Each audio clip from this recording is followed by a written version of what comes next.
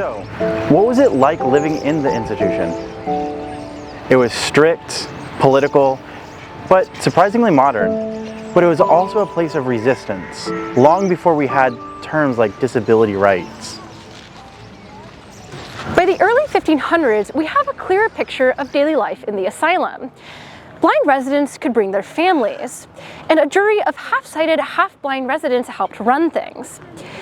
They even operated taverns and spun thread for extra income. But this was no utopia.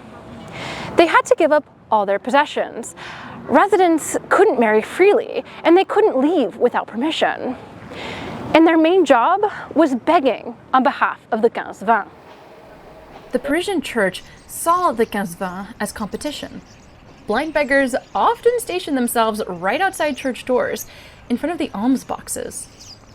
The bitterness was so bad that the local bishop filed over 70 lawsuits.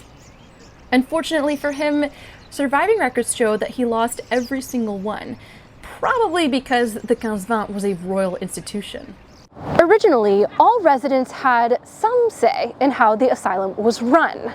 But by 1546, a council system was put in place. The rules had always been strict, but they only tightened over time. And we know that most blind people were not willing to put up with it. Even 300 years in, the asylum had only ever reached half capacity. Why? Because people didn't want captivity dressed up as charity. They wanted lives, not limits.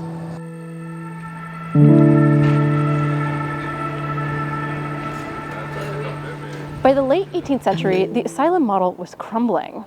In 1780, the government relocated the Quinze-Vingts here, where the hospital is now located.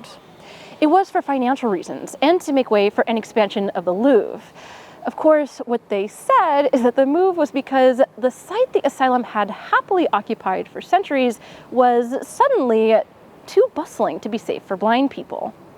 Needless to say, the residents fought the relocation, even submitting official appeals, but they were completely ignored. That's not the only thing that changed. An honorary governor was appointed, effectively to quash any self-governance by the residents.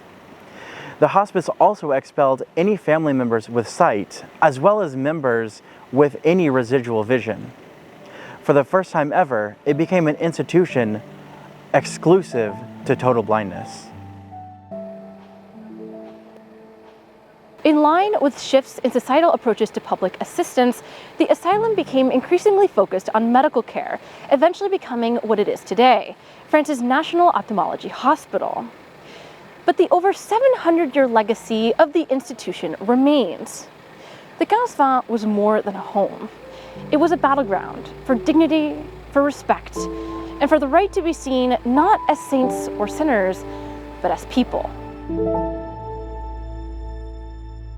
Produced with support from the Blind Travel Foundation. Visit blindtravel.org to learn more.